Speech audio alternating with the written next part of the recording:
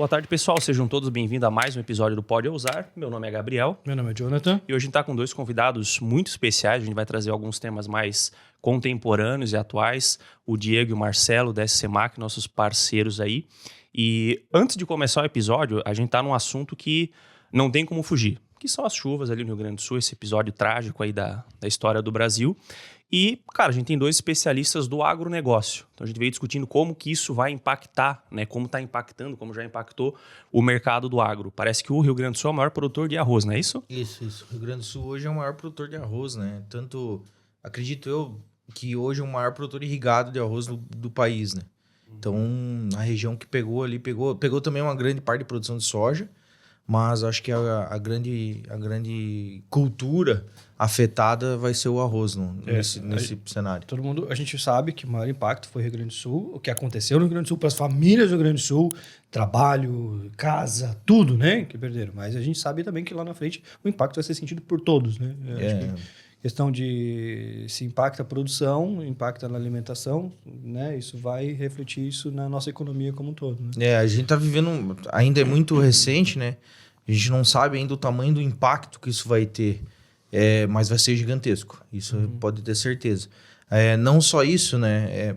Eu estava acompanhando outras regiões que não foram afetadas diretamente pela enchente, mas, por exemplo, o pessoal que estava com a soja a ponto de colher, pega muita umidade, começa a germinar no pé, então é soja que já não vai mais aproveitar, entendeu? É soja que vai ser usada, claro, para um outro tipo de descarte, mas não mais para produção. Então, essa alteração climática fora do comum que aconteceu, acho que vai ser muito impactada e vai impactar para todo mundo, infelizmente. Acho que vai reverberar para muita gente. Mesmo onde não foi impactado pela enchente em si, só da umidade já... só da umidade vai chegar afetando. Já afetou, né? Já afetou.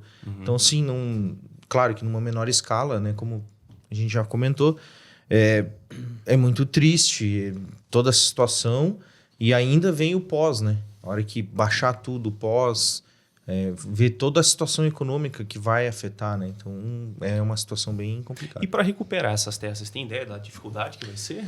Ou foi uma área alagada aí para conseguir um plantio novamente? É muito difícil? Foge um pouquinho do meu conhecimento, mas a gente tem uma quantidade de lodo muito grande, né? Nessas áreas. E aí você mexe com todo o pH da terra, né? É uma terra que hoje, para produzir, ela é toda controlada, né? Você faz análise de solo, tu tem toda a característica do solo para poder plantar. E esse lodo de rio, ele tem componentes minerais dos mais variados e até não minerais, a própria poluição, sujeira que vem proveniente da enchente, né?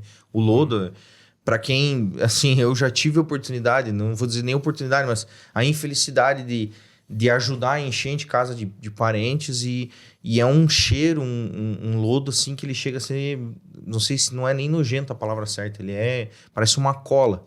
Então isso vai acabar afetando no solo, né? De alguma maneira vai ter que ser feita uma correção de solo, vai ter que ser feita uma reanálise, ver o quanto essa matéria que ficou ali vai atrapalhar o solo para futuras produções, né?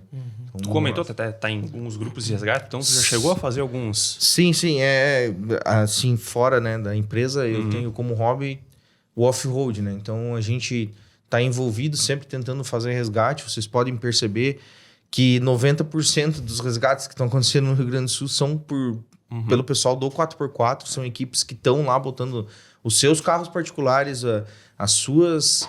o seu bem para ajudar o próximo, né? A gente costuma dizer que o lema do pessoal do 4x4, do jipeiro, é ninguém fica para trás, e ninguém fica mesmo. Então, assim, tem gente que botou o carro lá na água, que engoliu a água, que possivelmente vai ter danos mecânicos grandes do seu carro para poder ajudar os outros, né? E a turma do barco, jet ski, então tem muito civil ajudando lá. Muito. Tu comentou até, pessoal aqui de Jaraguá que Sim, desceu Jaraguá, lá, Joinville. Cara, Santa Catarina tem uma equipe de peso lá. Hoje o pessoal desceu, eu não vou saber precisar a cidade, eu teria que olhar, mas eles desceram com uma carreta com 5 carros grandes. Carro que é usado, claro, para trilha pesada, pneu grande, para conseguir entrar na água. O pessoal já desceu durante a semana com carro, com mantimento, caminhão. Estão indo caminhões até certo ponto de lá, pegando e distribuindo, porque hoje, na Grande Porto Alegre, lá o carro ele quase não consegue auxiliar. É mais barco, né? Porque a água ainda continua subindo. Acho que hoje que estabilizou. Vai ter que esperar baixar um pouquinho aí. Mas tem outras, né? Outras situações. A Serra, por exemplo, agora que já não tem mais água, a região de Mussum, enfim, Estrela, Lajeado, que a água já baixou, tem todo um trabalho para conseguir chegar nessas cidades, levar mantimento, levar médico, remédio, e agora reconstruir, né? Porque tem cidade lá que pegou 90%. É muita coisa, cara. A sorte que é um povo, assim, que é o que a gente comentou antes. Na verdade, quem tá se ajudando é o povo, né? Numa questão de catástrofe climática ou qualquer tipo de coisa... É a pessoa física e a pessoa jurídica, a iniciativa Isso, privada, a jurídica né? mesmo. Impressionante como eles foram eficientes, estão sendo... A resposta rápida, né? Exatamente, a resposta rápida para fazer as coisas acontecerem, porque depois que passou, né, realmente é reconstruir, mas e na hora que precisa ter agilidade, né, para resgatar quem precisa resgatar, porque a gente viu tanta cena. Não, o Luciano Hang mandou 2 helicópteros quase que no dia. Sim, né? Putz, eu ainda fico impressionado. Eu tenho que dizer aqui os elogios para o Luciano Hang. Muita gente fala, critica, estou aproveitando esse episódio para falar sobre isso, mas eu acho que é uma imagem que a gente, pelo menos aqui do Sul, não vai esquecer. Não. Ele à frente e cedendo de imediato, porque quando ninguém estava lá, ele foi o primeiro a mandar os helicópteros. Ninguém estava vendo isso. Ele já tinha mandado. Chegou agora antes todo com o mundo helicóptio tá lá, da FAB, né? Cara, impressionante, cara. Então, essa é uma imagem que a gente não vai esquecer. Foram 2 helicópteros e ele só não conseguiu... ele conseguiu mandar o primeiro, que chegou em Lajeado. O segundo ele não conseguiu por falta de combustível, mas no dia seguinte já chegou.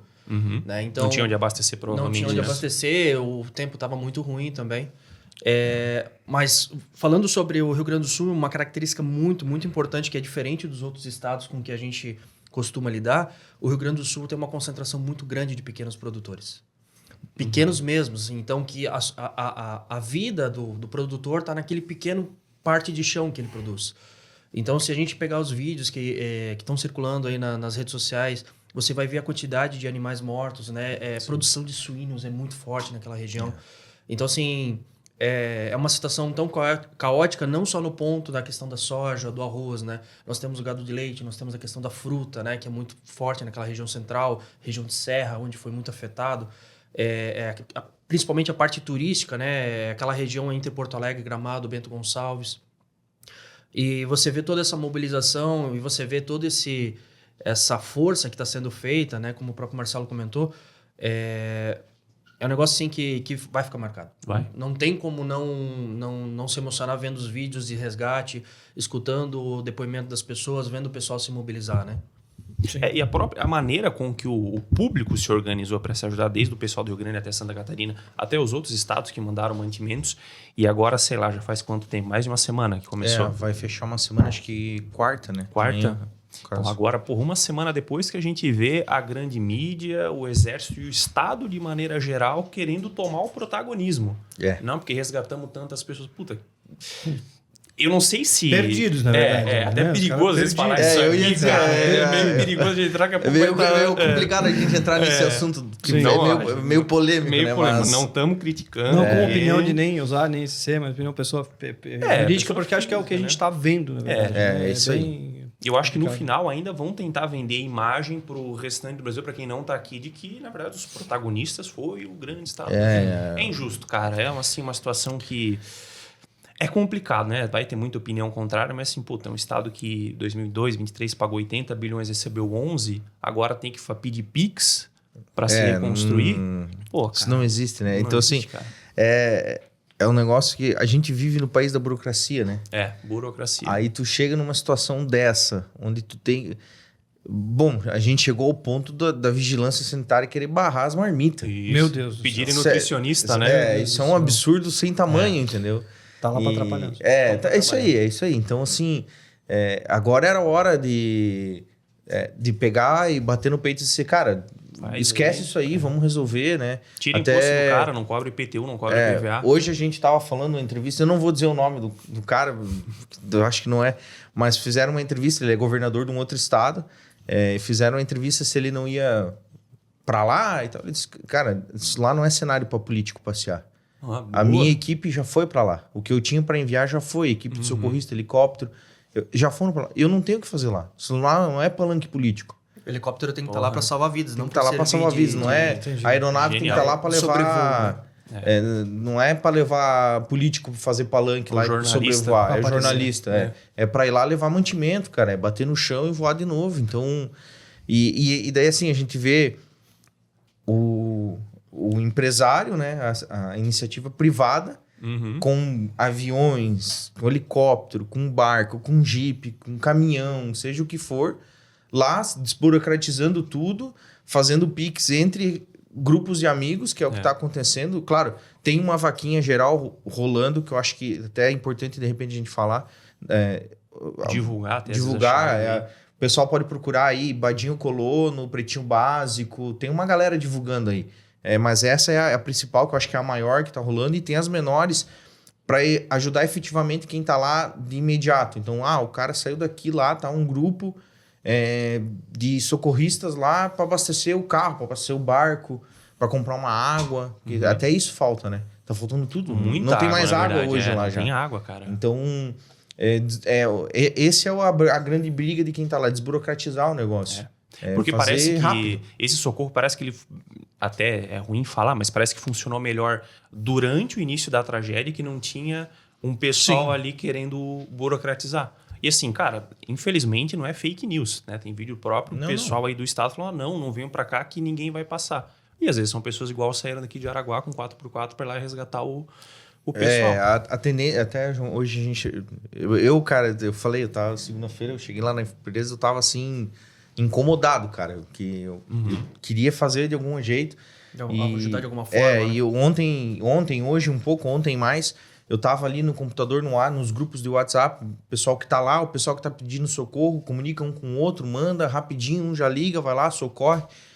E tu vê que não se apegar à burocracia para resolver, né? Não, assim, é uma coisa que, a gente deixar de socorrer uma vida porque o nutricionista não viu a marmita de onde veio do cara. Os caras cobrando a raiz de quem tinha o barco lá. Motorizada. A raiz é a identificação pro cara. Cobrando raiz pros caras entrar na água. Isso não existe, cara. Caramba, bicho. Sabe? Agora tu vê o postezinho, tu vai lá, olha os postos. Não estamos cobrando nota fiscal no posto fiscal.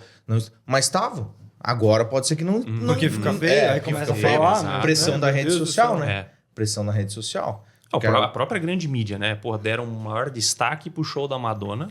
E agora, aí foram lá, fizeram todo aquele teatro. A gente que é de marketing acaba ficando enojado porque a gente repara o que tem por trás daquele vídeo. Tá indo lá, abraça um, abraça outro, fica nítido, né? Isso aí, cara, é triste que ainda tem gente que vai ver aquilo, nossa, ele tá lá, ele tá ajudando. Infelizmente. Mas a gente sabe que... Como eu falei, eu acho que a imagem que vai ficar para nós realmente é da iniciativa privada. Eu acho que você tem uma pessoa, né, que ficou marcada nisso, foi justamente o Luciano Huck. Um cara que tá... Exatamente, era um cara que nossa, é o empresário malvadão, esse cara. Caiu o empresário malvadão, ajudando, sendo o primeiro, né? Sendo que ele teve um prejuízo enorme, né? E nem ligou, na casa dos 30 milhões. 30 milhões. Ele até... Só a loja de Lajeado, mas acho que teve mais uma, né? Porto Alegre. Porto Alegre também. Até eu vi, ele falou assim, cara, nesse momento, a Van tem 170 e poucas lojas, 171 lojas.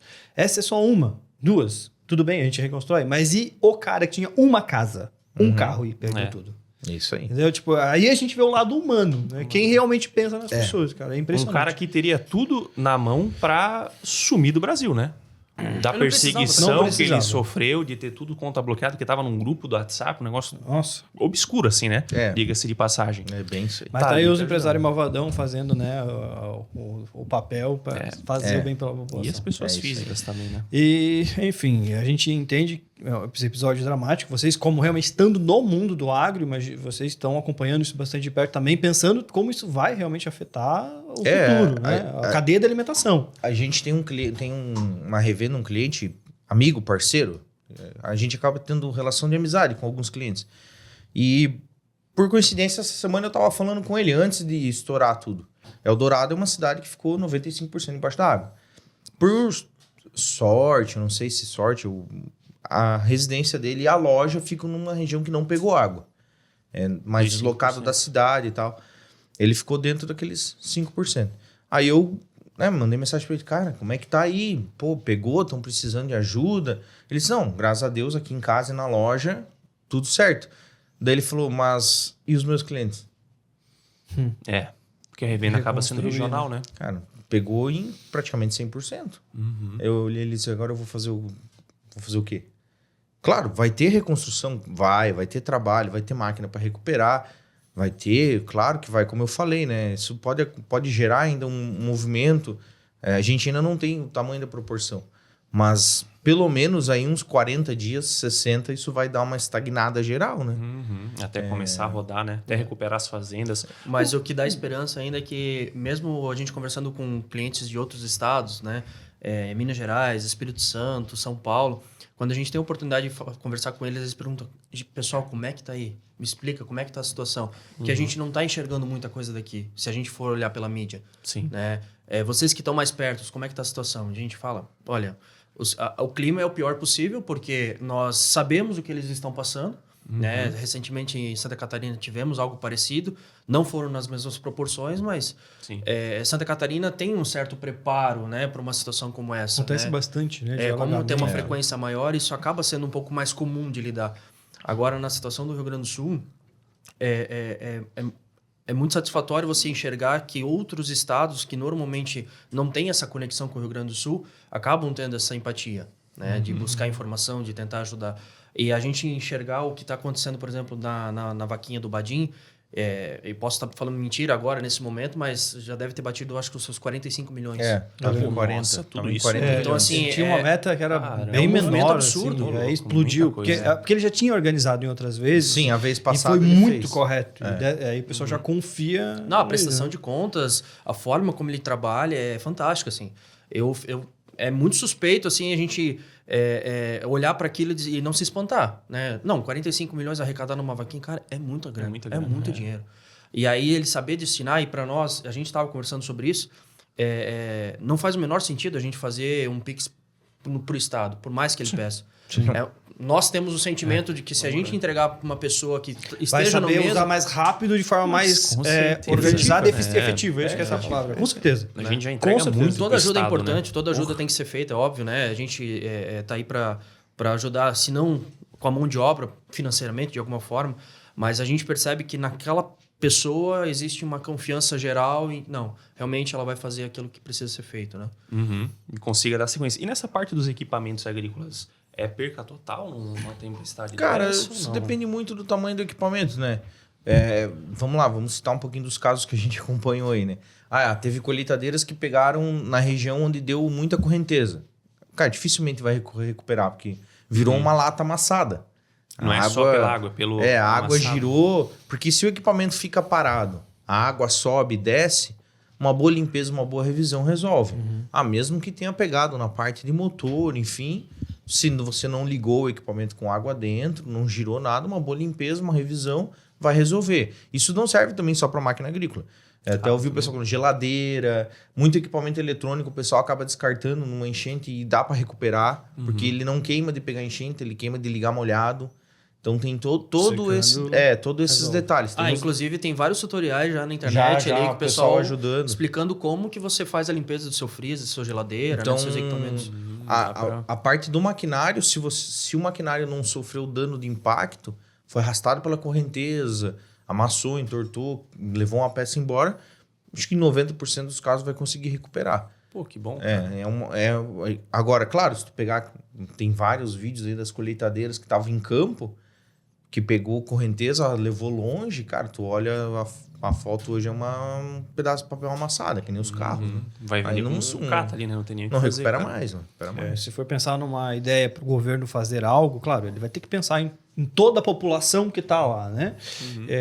Mas vocês falaram desses pequenos agricultores, eles precisam voltar o mais rápido possível, por eles e por todos. Por toda a cadeia, e por né? toda a cadeia, né, de suprimentos. Né? Então, olhar também para que eles comecem a operar o mais rápido possível, de alguma forma, não sei se com linhas de crédito, não sei como que vai ser, enfim, não faço a menor ideia, não faço de gestão pública do que poderia ser feito, mas acho que seria uma das prioridades mesmo, olhar para as pessoas, Mas abrigar até as pessoas conceder terra, e olhar para esses pequenos O agricultores. produtor agrícola ele tem uma dificuldade grande, principalmente no tipo de cultura que ele trabalha, que normalmente são culturas anuais. Então, mesmo ele retomando a terra, deixando ela produtiva, não é época para ele plantar, colher, né, gerar esse faturamento. Diferente de uma indústria que volta a funcionar, de um comércio que volta a vender, gerar faturamento. Então, o pequeno produtor, eu acho que nesse momento, ele vai ter que ser muito bem amparado para poder ter sustentação emocional para suportar tudo isso, porque perdeu suas terras, perdeu sua lavoura. Muitas vezes esses pequenos produtores estão alavancados são financiamentos, né, de aquisição de equipamentos, Para com a colheita poder pagar. Estão em processo de pagamento, porque pequenos produtores têm capacidade de pagamento aí de 7 anos, aproximadamente, já são programas do governo. Então, como é que vai ficar essa situação, né? Como é que o governo vai conseguir dar essa capacidade financeira de ele se manter, né? Porque mais de um ano até ele plantar tudo de novo, crescer e vender e receber. E a gente também tem que lembrar que ele tem que ter onde morar, né? Então, provavelmente, não só pegou na terra dele, mas também na propriedade onde ele mora. E aí, a gente estava conversando sobre isso. Pessoal, tá vindo o inverno. São 250 mil pessoas afetadas. Então, a maioria delas estão em abrigos. Como é que vai ter moradia para essas pessoas? Onde é que elas vão se abrigar? Meu Deus. Né? A gente pode enxergar, talvez, uma solução parecida com o que o governo de São Paulo fez, que foi alocar espaços em hotéis, né? E alocando essas pessoas. Mas lá será talvez que tem nem capacidade tenha, né? para É isso? muita gente. Né? E a hotelaria lá não é algo tão forte, né? Acho que é mais vai para Tirando lá, as Airbnb, coisa assim. Né? Você vai ter mais região de provavelmente não, serra né? com bastante hotelaria, porque é muito procurado pelo turismo, né? Mas assim, Se o hotel tem também não foi capacidade, afetado né? também, meu Deus, é muito, exato. é bem difícil mesmo de pensar. É muito complexo. É muito complexo. E assim, acho que o que fica de grande lição, né? Como eu falei, é até meio polêmico a gente falar, mas é uma coisa que tá todo mundo... Cara, quem tá acompanhando tá vendo. Não adianta esperar a solução do Estado. Não adianta, cara. Principalmente aqui, né? Que a gente paga, assim, uma carga tributária, cara, tão alta, né? E, volta tão pouco para nós. Tão pouco. Porra, tu imagina se do Rio Grande do Sul desce 80 e voltasse 60. Recebeu só 11, cara. Só 11. Então imagina. Pô, isso é verdade. Seria, você produziu tanto, tudo bem. A gente vai tirar 20% do que você produziu porque a gente precisa distribuir. Mas, pô, é injusto demais. Uma revisão desse pacto E se a gente olhar federativo, para o né? histórico do Rio Grande do Sul, a gente vai ver que é um estado que tá na decadência há quantos anos? Eles vêm Há sofrendo décadas. há um tempinho já. Há muito tempo, né? E não é por falta de produção de riqueza, de trabalho. não é, do não povo. é, Não, é má O gestão. povo é muito trabalhador. É má gestão. É má má gestão, gestão. é. Tanto que se tu pega, por exemplo, os estados que mais recebem, acho que o Maranhão arrecada 6 e recebe 22. Mas, cara, será que esses 22 está chegando no povo do Maranhão mesmo, cara? Vocês já aí tiveram no que Maranhão? tá. Não, nunca fui. Eu já tive. E aí, Com certeza. não chega, tá né? chegando. Pra onde vai? Então, ele recebe o dobro do Rio Grande do Sul. O dobro de recurso público. Com certeza não tá chegando lá no Maranhão. Tá entendendo? Então, cara, eu acho que assim... O estado Talvez, mais né? pobre do país, cara. Como é que pode? Arrecada 6, recebe 22 e esses 22 não gira lá. Então, eu acho que é difícil, né? Eu acho que não é assunto de separatismo, coisa assim, mas talvez de pensar em formas Revisão, melhores com certeza. de organizar esse recurso público, porque a gente vê numa tragédia. E se fosse uma guerra, alguém invadiu o Brasil? Se duvidar, os jipeiros é capaz de dominar tudo ali. Não porque, pode porra, chover e não pode ter água. Que daí o exército, pelo jeito, vai. Porque consegue com entrar, chuva não e com vai. água eles não se dão bem. Não é só botar uma mangueira de bombeiro pra cima e cair água, os caras não... Sabe, falando de novo na iniciativa privada, eu fico impressionado. Eu vi também o Luciano Hang falando que uns helicópteros eles estavam no aeroporto quando começou Quase pegou água. Quase pegou água. E já tinham fechado o aeroporto. Já estava, né, com as portas fechadas, não tinha mais gente lá dentro.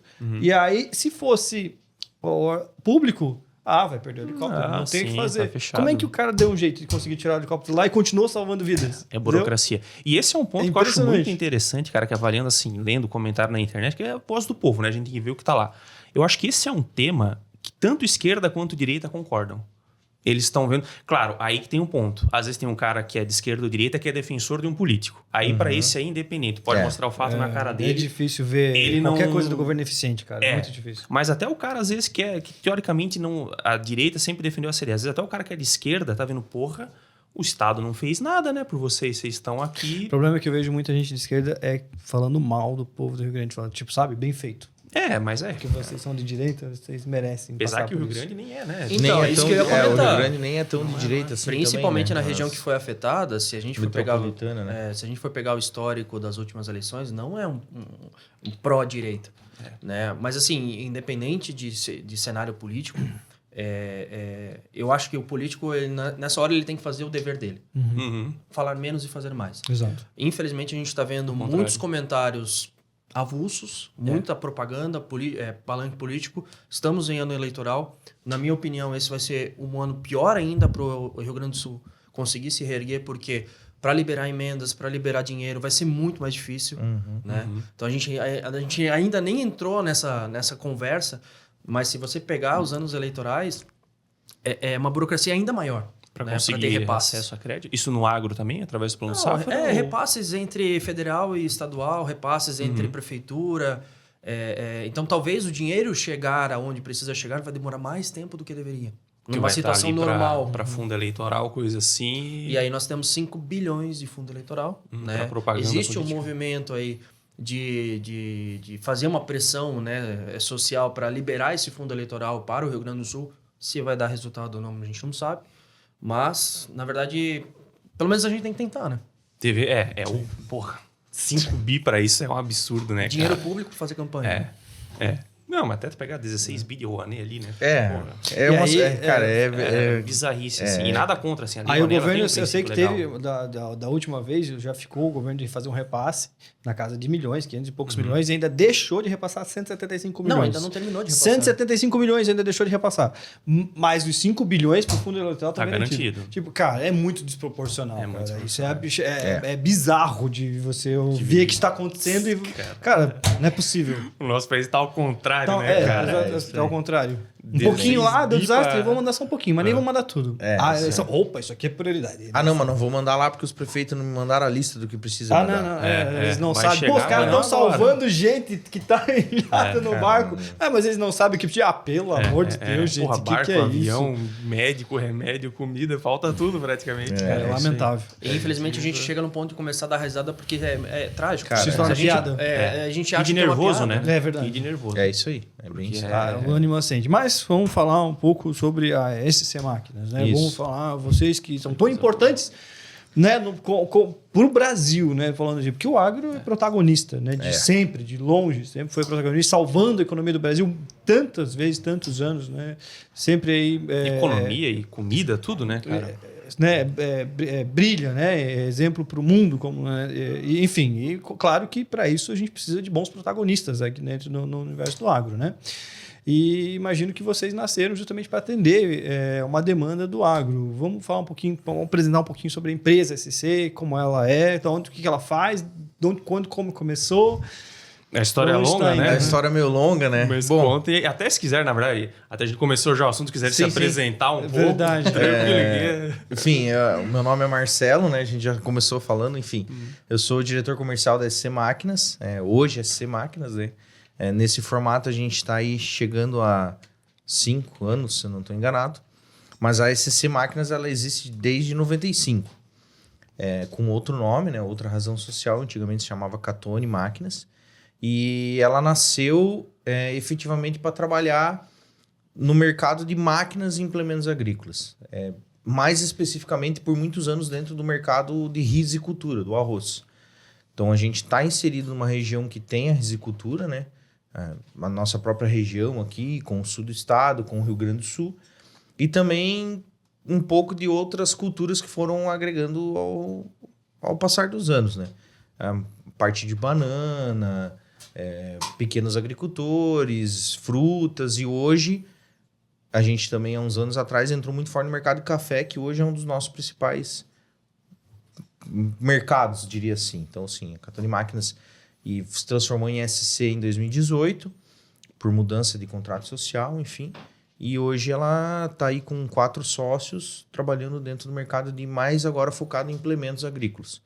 Então, a gente faz implementos dos mais variados.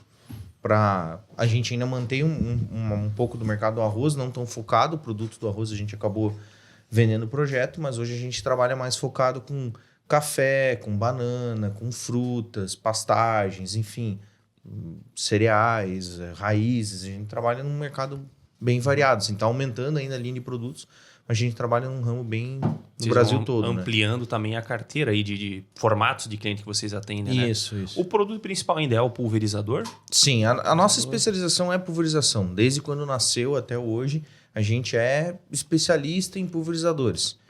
Claro, a gente não tem uma gama de pulverizadores completa, mas a gente já fabricou. Por exemplo, hoje a gente não tem um produto específico para soja. Não tem, mas a gente já fabricou produto específico para soja. Mas precisaria ter um específico ou que vocês têm Não, também, aí né? é questão de mercado. Eu acho que é uma análise de mercado, né? Hoje a gente não está dentro do mercado da soja por ser um mercado que tem uma concorrência muito grande, uma gama de fabricantes muito grande, e não é a nossa expertise. A nossa expertise é o café, a fruta, a banana, é onde a gente tem a nossa tecnologia. Vocês trabalham mais aplicada. ali com o pequeno, médio produtor? Nossa maioria dos clientes é pequeno e médio produtor. Que ali, às vezes, é familiar mesmo ali. Isso. Mas também que já é um produtor grande para precisar Sim, ter a gente bom tem os equipamento, produtores né? grandes, né? Principalmente na região do café, que tem grandes produtores, mas como na grande maioria são pequenos produtores. E o café, vocês começaram aqui ano a fortalecer esse mercado aí? Cara, o café, vai puxar da minha memória, acho que deve ter sido em 2012 ou 13. Já é um trabalho bem recente. Achei que era recente. Não, em 2013 a gente tinha um produto que já trabalhava no café, mas era meio adaptado, e através de uma solicitação de uma revenda nossa, do Espírito Santo, a gente precisa desenvolver um equipamento dedicado para o café. Aí a gente desenvolveu esse equipamento, ele ainda ficou uns 2, 3 anos até rodar bem, e daí depois começou a rodar. Começou a rodar, ele é o nosso principal produto hoje, é para café de montanha.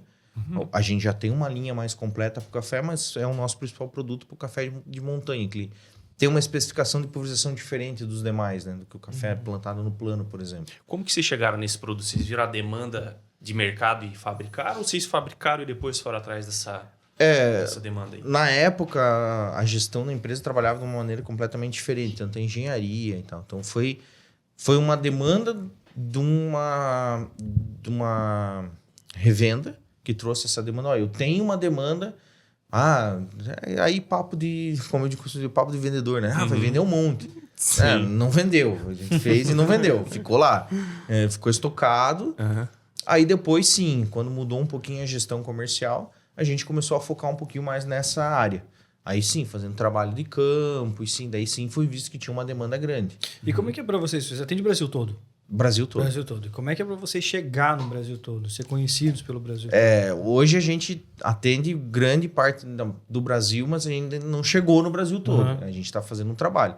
Isso envolve um trabalho de... Até o Diego está aqui, cuida da parte de inteligência comercial e de toda uma outra equipe comercial que a gente tem, né? Toda a equipe. Então, pesquisa, ligar, fazer pesquisa de mercado, quantas revendas, quantos produtores tem, qual que é a região que produz os produtos que a gente quer, as culturas que a gente quer atacar. Eu quero atacar o café. Quem produz café no Brasil?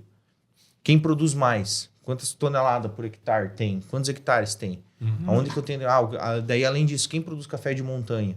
Quem produz laranja, citros? Aonde produz uva? Isso, sempre quando eu falo da uva, eu trago esse fato, porque ele é muito... Assim, todo mundo pensa, quem é que é o maior produtor de uva do Brasil? Já vamos pensar no Rio Grande do Sul. Eu já Rio Grande, o maior produtor de uva do Brasil é Petrolina. Petrolina. É no norte. Capaz. Nordeste. Nordeste. É mesmo? Nordeste Mas eles têm é um- clima? Nunca que eu ia imaginar Tem. isso. Exatamente. Tem clima, tem toda uma tecnologia de irrigação. louco. Nas Porque margens do São Francisco. A uva ela tem que estar com um dia quente e noite fria, né? E eles isso. conseguem ter essa... Consegue. Porque é região de consegue. montanha, então. Região né? de montanha. Quente. Aí que tá. Daí a questão da inteligência comercial que a gente tá falando. Tá, mas a uva lá não é uva de vinho. Não é Uva uva de do mesa? sul, é uva de mesa. A uva de vinho, aí sim, aí é aqui no sul. Então são aí as cultivares diferentes, né? Então tem todo Um manejo diferente, tem- nutrição é diferente, colheita, uma é manual, outra é mecanizada. E não só a uva. O Nordeste é um grande produtor de fruta. Melão, mamão, Maracujá. coco, maracujá. Caraca. Então, Pô, é interessante que o trabalho de vocês ele vem com muita inteligência de mercado para definir produto, cliente e atuação da área comercial, né? isso. Não dá para fazer nada no escuro. E eu imagino que, independente do segmento, todos eles sejam bastante concorridos, né? Isso. Porque eu acho que não tem um segmento que, citros ou pastagem Não, ou café, vai ter... Tudo já muito tem alguém concorrido. lá, né? Tanto concorrentes de produtos horizontais e verticais, né? Hoje, vou dar um exemplo bem típico do nosso concorrente vertical. Drone. O drone é uma tecnologia que chegou na pulverização e é bom e vai funcionar. E ele é um concorrente vertical nosso. Então, o que a gente vai fazer na nossa inteligência? Em vez de nós concorrer, vamos fazer um produto para agregar. Então, a gente tem um Misturador ali. produto para agregar o drone, o mixer de drone. Então, o drone ele carrega de 20 a 50 litros de calda. Então, a gente tem um misturador para o cara fazer um pré-preparo dessa calda para só abastecer o drone. Então, cara, é aquela história. Eu posso dizer com toda certeza, a gente nem está engatinhando nisso. A gente começou a fazer esse trabalho 1 ano e meio, 1 ano dentro da empresa. Inteligência, pesquisa, comercial, investir em software, ferramentas de trabalho para a equipe. Então, a gente ainda está engatinhando. Já estamos muito melhor do que 1 ano e meio atrás. Muito. Mas ainda temos muito para evoluir. E como que vocês veem o mercado do agro hoje? Ele já está com tecnologia? Ainda não? O que falta? É a fabricante ou é o próprio agricultor que não... Como que você vê essa questão de É assim, ó. recursos Aí tecnológicos? depende muito da cultura que a gente está falando. Vamos falar um pouquinho assim, ó. Vamos falar um pouquinho da grande cultura, soja. Hoje a soja no Brasil tem uma tecnologia absurda. Absurda. Quem não tem, você até comentou numa reunião que não tem agricultor pequeno de soja, Não. né? O que tem Até o pequeno. é absurdamente grande. Até o pequeno agricultor de soja sabe que ele tem que trabalhar com tecnologia. Estamos falando aí de. Enfim, cara, nós podíamos ficar o dia falando de tecnologia. Um pequeno produtor de soja tem alguns milhões investidos em então equipamentos. assim. Não brinca com o negócio, né? Então, até a gente tem. brincadeira. Pode ver as Dá músicas pra dos brincar. agro aí, que é tudo, né? A colheitadeira vale mais do que a sua Porsche, enfim. Então, Né? agora, como eu falei, varia muito de cultura para cultura.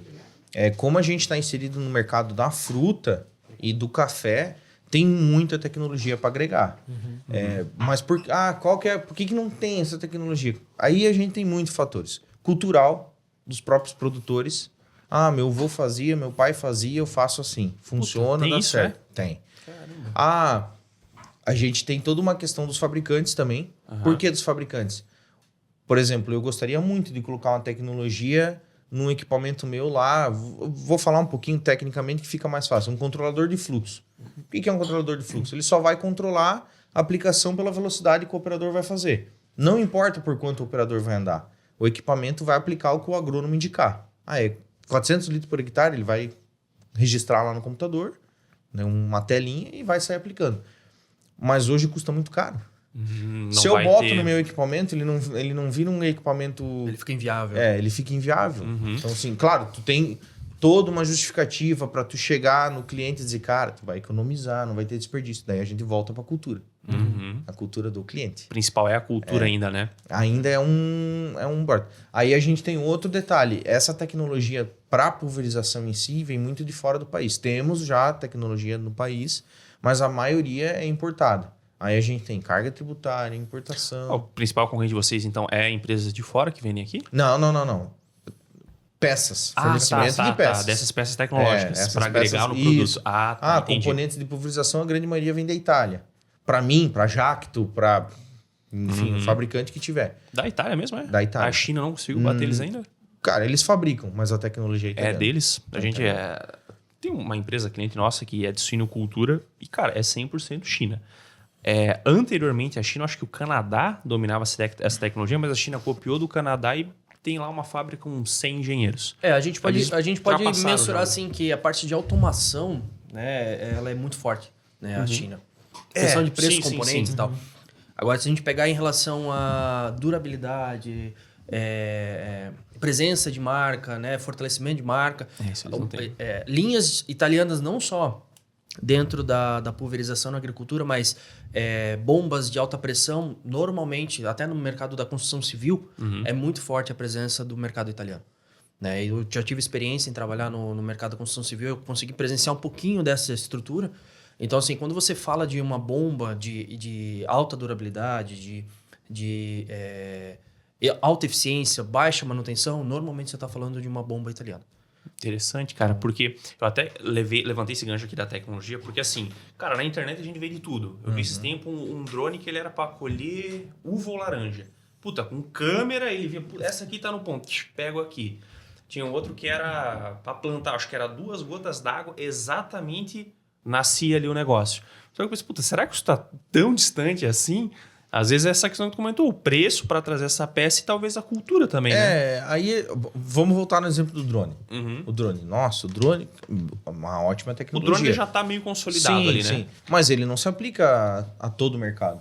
Por exemplo, se tu chegar para um cara grande produtor de soja assim, hoje tu vai ter que trabalhar com drone. Nunca, né? O cara trabalha com 4 autopropelidos, cada um de 2 milhões. Com 4 mil litros em cima. O que Andando seria a isso? O pulverizador? 30 É, um quilômetros por hora. pulverizador autopropelido. Nossa. E o cara planta, sei lá, 100 mil hectares, 10 mil hectares. Como é que ele vai fazer com um drone que a cada 20 minutos Não tem tem que como. descer e trocar bateria? Cara, o desafio também para vocês, eu penso que é o Brasil, né? É porque é muito grande, cara. É muito grande. É um O continente, solo né? daqui para diferente de São É Paulo, muito que vem do grande. Nordeste. Uma pergunta, o agro, por ter esse protagonismo, né, no cenário econômico brasileiro, tem incentivos de redução de impostos, alguma coisa, para incentivar a indústria se fortalecer no mesmo Tem. patamar, no mesmo nível? Na teoria, muito. Na Também tem prática, nem tanto. Também tá um pouco polêmico agora É, isso, né? o Sempre que- foi assim? Eu Cara, já sei a sempre, resposta, sempre. mas Não, é vamos, interessante entrar nisso aí. Vamos ser, sempre foi assim. Passa governo, entra governo, sempre é uma burocracia gigantesca. Hoje, o que gera praticamente todo esse recurso do agro é o BNDES. Então, assim, Plano Safra? Né? o Plano Safra, que é lançado em junho para julho, dia 30 de junho lança-se o Plano Safra, né, do ano. Esse ano, no caso, vai ser o 24, 25, estamos no 23, 24. E sempre se diz, nossa, 300 e poucos milhões, acho que saiu esse ano, sei lá, é um número estrondoso. Pro nosso mercado era em torno de 70 bi, né? Daí, dentro disso, tem várias linhas de crédito. Tem o Pronaf, tem Pronamp, enfim, tem Moder Frota. E cada linha de crédito tem sua taxa de juro, tem a sua característica para conseguir, o seu projeto para conseguir e tal. Mas, como eu falei, na teoria é muito bonito, na prática, às vezes, nem sempre funciona. Então, nem sempre essa verba chega lá na ponta. Nem sempre essa verba chega para o cliente. Quando tu fala de taxa, mais ou menos quanto? Pra Cara, ter a uma gente ideia? já teve taxa em outras épocas de 3, 4% ao ano, a Nossa. 20% ao ano. Cara, imagina. Hoje está em torno de... Para nossa linha de crédito, nosso tipo de produto é em torno de 5% ao ano, 2 anos de carência, pagamento em até 7. Isso, mas ninguém consegue esse crédito. Ninguém consegue. Porque, pô, É o que é 5% anunciado. ao ano, vale a pena o cara Não. pegar e não tem como, porque vai estar muito abaixo da inflação, então, né? o que Ele ganha como dinheiro isso já fazendo- vem de vários anos, hoje se criou uma cultura no Brasil, né, dos produtores de investir quando tem esse crédito. Eu, se fosse produtor, também investiria quando tivesse crédito. Claro, para não Vale Não descapitalizar, né? É uma conta básica, economicamente básico. Então, assim, só que daí se esse dinheiro não sai, o mercado fica moroso. Ele fica Enrolado, né? trancado, sabe? Parece que fica atrapalhado. Então, hoje a situação nossa é essa. É um mercado que ele está sofrendo bastante. Aí a gente entra num outro quesito, que de novo nós vamos ter que falar, mas é o quesito político. Infelizmente, né, a gente sabe que quem ganhou as eleições não é da bancada do agro. A bancada do agro era da outra turma. Então, isso também gera não é nenhum desconforto, mas sim Cara, eu escutei uma vez numa feira o cara falar, estamos vivendo uma ressaca política. Meu Deus. Então, assim, Mas o acho cara que não define tem bem, confiança cara. em investir. Eu acho que define bem isso, então, já melhorou muito, tá? Já. No ano passado pra cá, assim, tem se melhorado muito. Só que daí são N fatores, né? Hoje, a gente fala do agro. Hoje, cara, falar do agro pra qualquer pessoa. A primeira coisa que vem na cabeça dele, soja.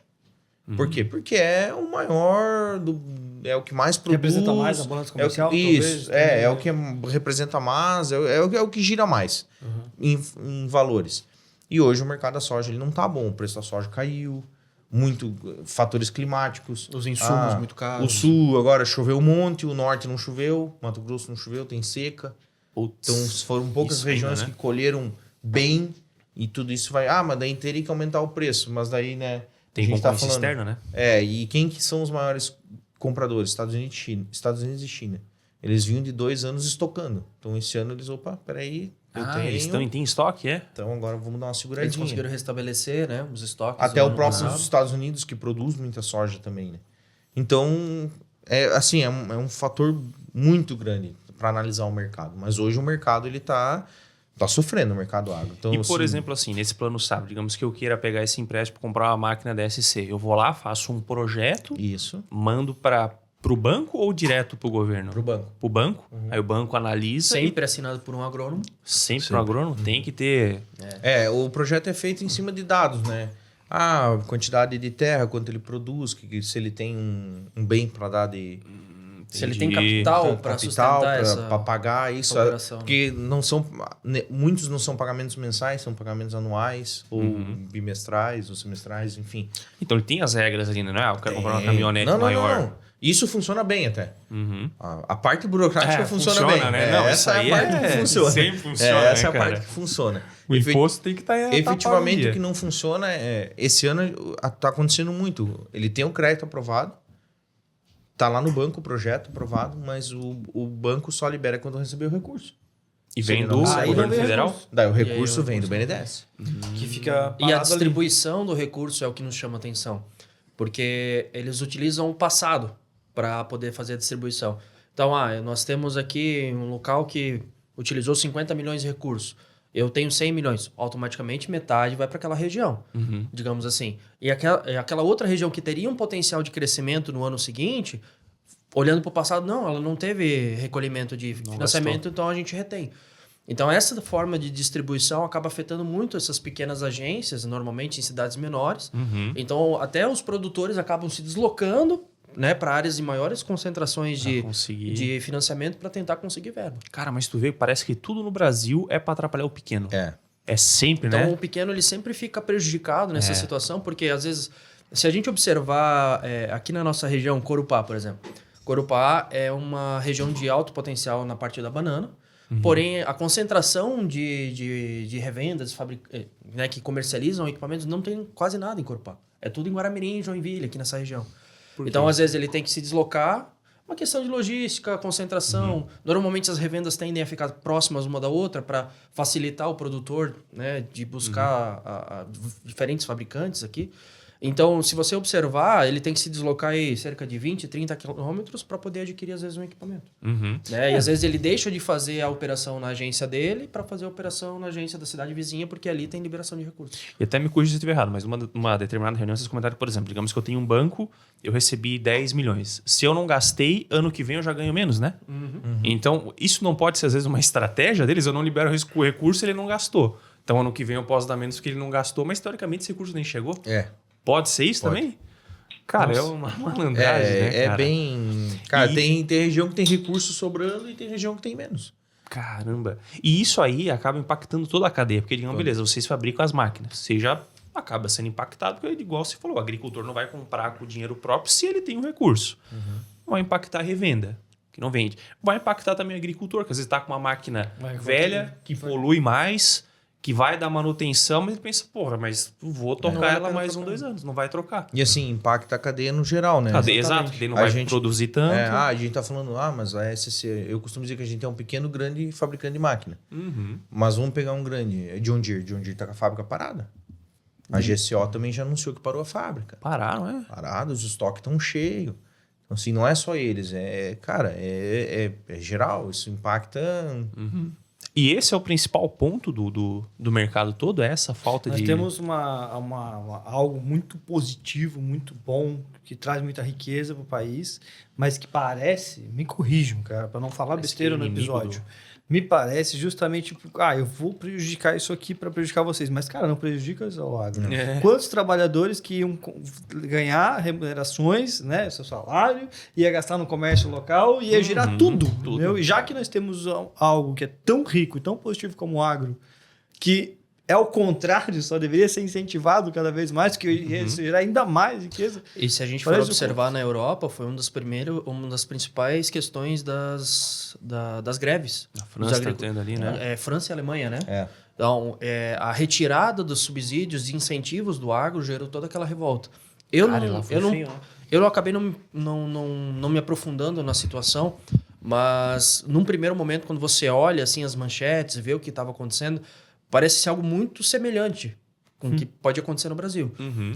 Não sei se os produtores teriam força para fazer um movimento como esse, mas nós percebemos que existe uma falta de olhar. Né? Gostaríamos de ter um pouco mais de incentivo. Se a gente observar o agro hoje em dia, ele deixou de ser uma forma de subsistência, ele se tornou um estilo de vida. Então, hoje, um mercado gigantesco ao redor do agro. Se a gente olhar para o mercado da roupa, comercialização, estilo de vida, botas, bonés, carros sentido de posicionamento dentro do agronegócio, né? Um dos que faz mais sucesso até hoje, desde que lançou a tal da Hilux, né? A Toyota. Então, hoje, um produtor ter um carro como esse significa que ele alcançou um sucesso. Então, a gente enxerga que o mercado do agro ele precisa ser menos dependente, muitas vezes, de ações governamentais. Ou, se realmente o governo quiser fazer um incentivo, ele faça da forma correta para fazer a máquina girar. Porque nós estamos, como o Marcelo comentou, numa ressaca política em que está afetando o mercado direto de fabricantes, o mercado indireto de fornecedores desses fabricantes, de prestadores de serviços. Então, assim, e uma outra questão que está entrando no mercado, está dando espaço para entrar empresas de fora. Então, cada vez mais estão entrando empresas de fora, comercializando dentro do Brasil e levando para fora.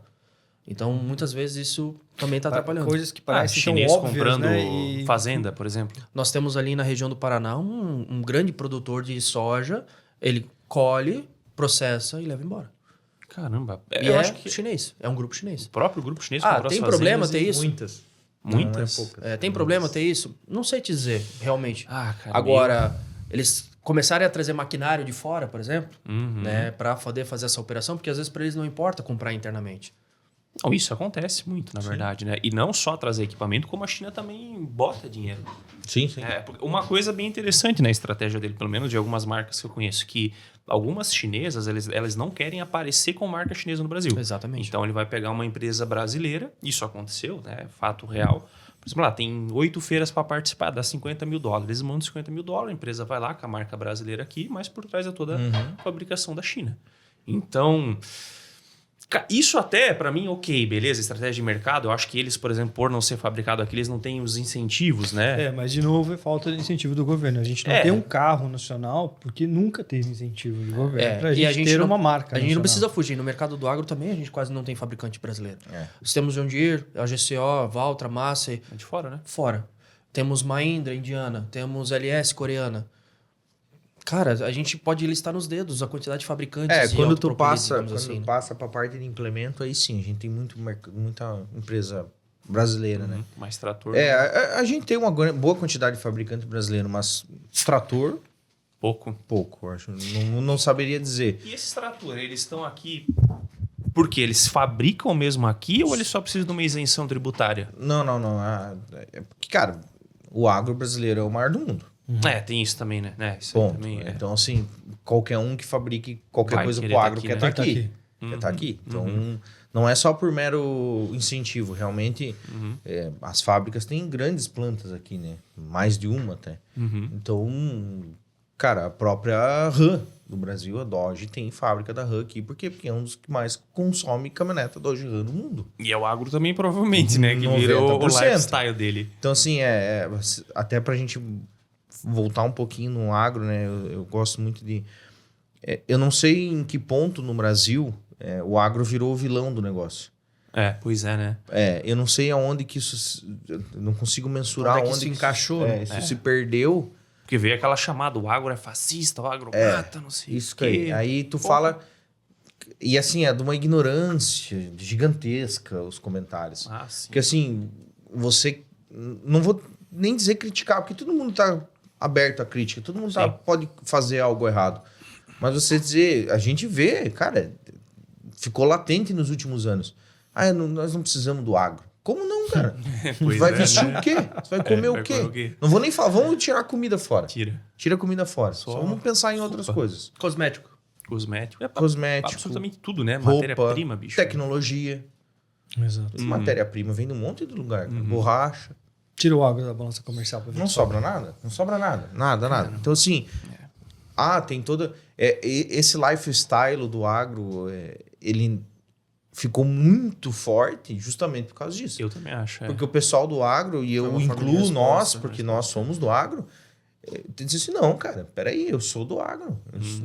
Eu sou do agro. Eu defendo a minha categoria até... embaixo da água, como diz. Eu posso não ser mais produtor, mas eu defendo. Mas eu sou do agro, entendeu? E é uma mudança de geração essa pegada. Se a gente perceber Nós que estamos no meio, a gente está enxergando esse movimento, principalmente nas redes sociais. Você enxerga uma crescente no número de influencers, de pessoas trabalhando dentro dessa linha do agro. E o dinheiro que essa galera movimenta, vocês não têm noção. É muito diferente de uma influência numa Boticário, até numa própria montadora, né? Fazendo uma propaganda.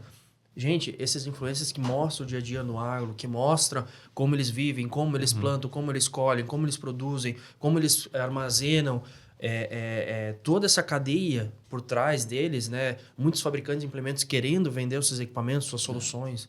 O agro, ele engaja muito no digital. Eu acho que é um dos principais segmentos que tu lança alguma coisa, as pessoas interagem. Eu acho que é um público que ele chegou um pouco depois na internet, passou já aquela febre. E não só o agro, né? Por exemplo, o pedreiro. Pô, o pedreiro tem campanhas ali que a gente fez até na época ali da CSM, que eles comentam, não, eu quero uma, eu tenho uma, olha a foto, tal. Coisa que às vezes a nossa geração, legal, dá uma curtida no máximo. Mas ele não, eles vestem a camisa e... Talvez até nessa mudança que você falou, ele acabou... Essa geração não criticou só o agro, mas também o agricultor, né? Sim. Tipo, o cara ali é o machista, o homem Enquanto burrão. ele era visto como o colono, tava tudo certo.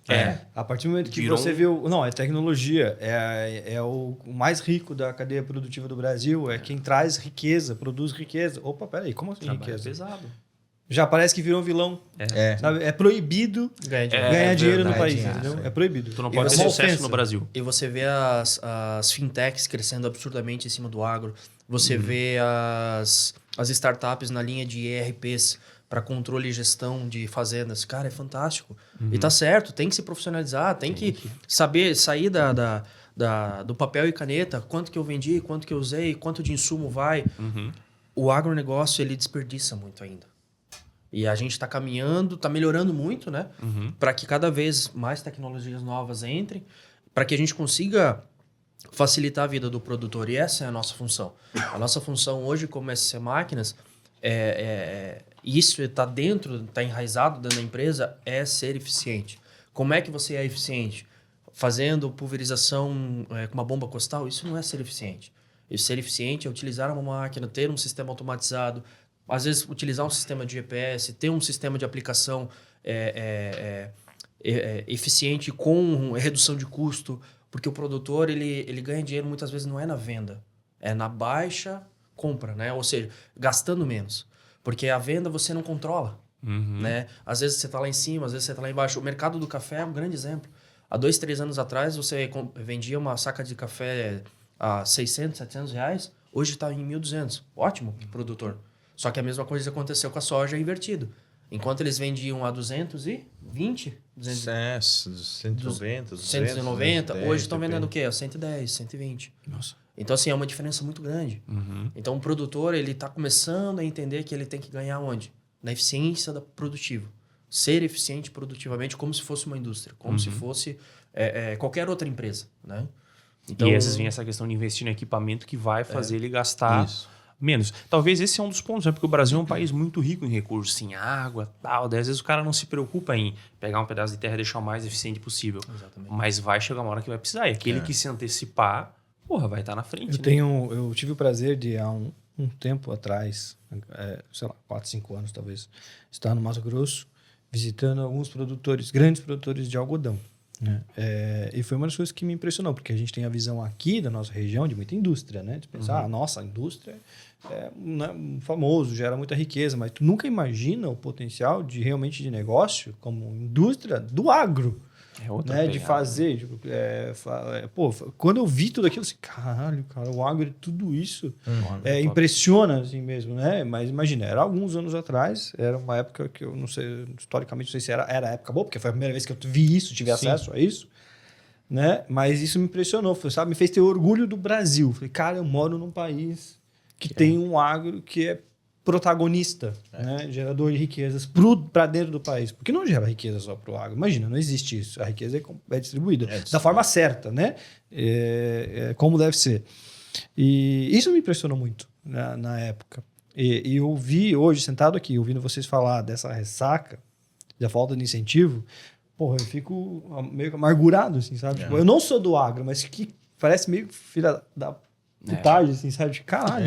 Porque, no geral, às vezes a gente pinta aquela imagem do grande agricultor que tem um monte de terra, que é milionário, bilionário, latifundiário, que comprou tudo e tem um monopólio. Mas existe esse cara? Existe. Eu acho que talvez até esse...